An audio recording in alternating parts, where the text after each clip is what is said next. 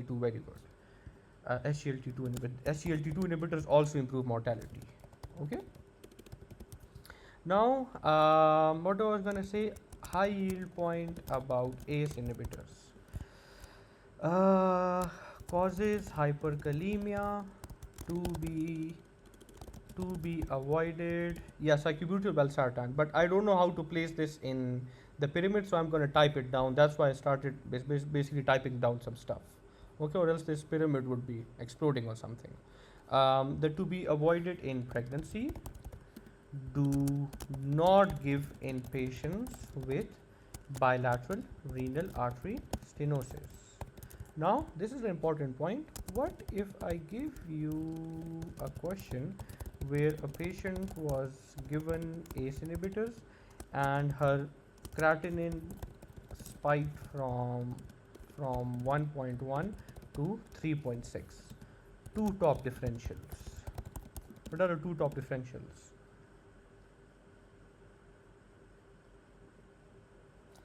Two top differentials. Don't worry, Shahad. I've recorded the lecture. A lot of people cannot join in at certain times, so I've always recorded the lecture for you guys. Yeah, so basically, renal artery stenosis secondary to either atherosclerosis. This is always going to be age more than 50-year-old man, or fibromuscular dysplasia. Okay, this is going to be a female of 25 to 35 years of age. Okay, buzzwords that I remember for diagnosing renal artery stenosis. Number one, resistant form of hypertension. Can anyone tell me the definition of when do we label a patient with a resistant form of hypertension?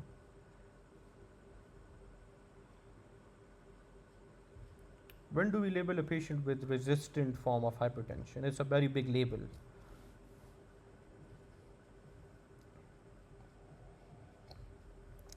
Yeah, but that's a very vague answer, Farah. Very vague answer.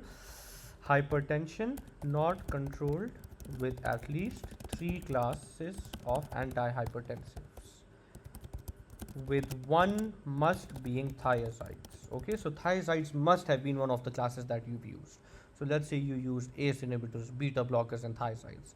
If the BP is not a very good, still you don't reach the therapeutic BP, boom, label that patient as resistant form of hypertension. Okay, then carotid bruit, although I would say more specific in patients with FMD. Okay, then abdominal bruit on auscultation, and the slam dunk point is basically spike in creatinine from baseline after taking ACE inhibitors, because ACE inhibitors worsen renal artery stenosis. Okay, is this clear? Is this clear? Do you want to move forward, or any questions in this? Okay, amazing. Then, if a patient who is a known case of ADPKD develops hypertension or proteinuria, ACE inhibitors is to be started immediately. Then patient who is a known case of diabetic nephropathy develops microalbuminuria. Next best step is to start ACE inhibitors, because ACE inhibitors are renoprotective in this case. Okay. Why do you want to start a patient with diabetic nephropathy with ACE inhibitors? Can anyone help me understand this? Why?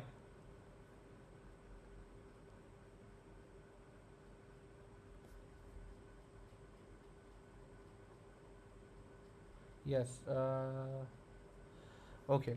So good. Yes, it reduces fundamental problem in diabetic nephropathy is increased GFR, leading to hyperfiltration injury. So ACE inhibitors are renoprotective by decreasing GFR. So see, that's why I emphasize so much on integration, that we're literally talking about heart failure, but we're at the same time talking about diabetes mellitus and nephrology. Okay. Then okay, let's jump over to the next. I already talked about beta blocker. What do I want to say? If a patient develops gynecomastia with intake of Spirono, what do you want to do?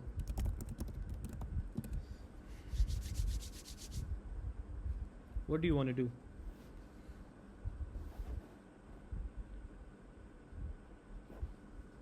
Yes, very good. Switch to eplerenone. But from what I remember from med school is that uh, patients would tolerate gynecomastia than taking eplerenone. Why? They don't like eplerenone for what reason? Why not use eplerenone? It's a very common answer. Yes, it is very expensive compared to Spirono. Okay, and remember, Spirono and eplerenone have the same MOA. Okay, mechanism of action. Okay, then where were we? Okay, what basically cracks up. Okay, one thing I forgot to mention here. Where did we go? Where did it go?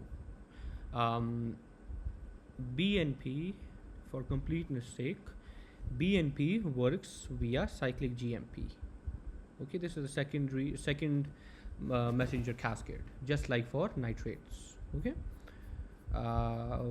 Okay. So what basically cracks most people is the drug digoxin.